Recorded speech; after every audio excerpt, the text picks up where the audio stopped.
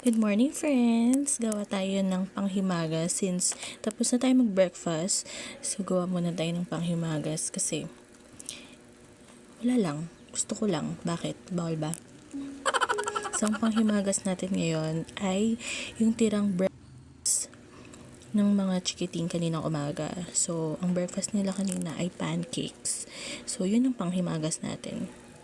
So, meron tayong ditong soft cheese galing sa SNR. Hindi talaga kami mahilig dyan. Pero nung natikman namin yan, ay grabe, day. Ang sarap niya, day.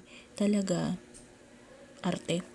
So, maglagay tayo ng soft cheese. Tapos, lagyan natin ng strawberry jam na galing sa strawberry farm, na galing sa La Trinidad.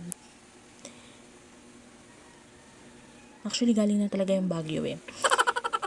Tagal na pala niya namin nabili pero meron pa sa rep. So, tingnan natin kung masarap. Ay, masarap. Kumuha pa siya ulit, oh. Ang takaw talaga. Ay, dinamihan niya. Ay, kinalat pa. Ang diwara kumain, nakakutsara pero nakakamay. Ano ba yan? Kumuha pa ulit ng strawberry jam. Masarap kasi talaga yung combination na yan. Alam niyo yung pastry sa SNR na para siyang puff pastry na may cream cheese saka strawberry. Hanap akong picture dahil lagay ko dito. Wag na lang, next time na lang. Punta na lang kayo SNR. Ayan, kumuha pa siya. Yan, kinain. Ay, naubos yung strawberry jam. Ano ba yan? Ang takaw mo. Ang diwara mo kumain. Hindi ganyan tinuturo sa'yo ni mama mo. Ay, nagalit. Pero ang sarap talaga niyan. Actually, breakfast na yan, pero ginawa kong dessert. Ala eh. Ang takaw, B. Kumuha pa ng strawberry jam. Last bite na niya yan. Ay, ang arte.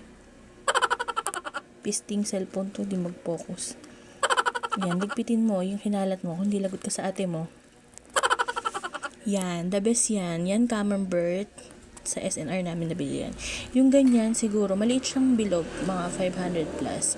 Tapos yung strawberry jam from Baguio. Yun lang, maraming salamat.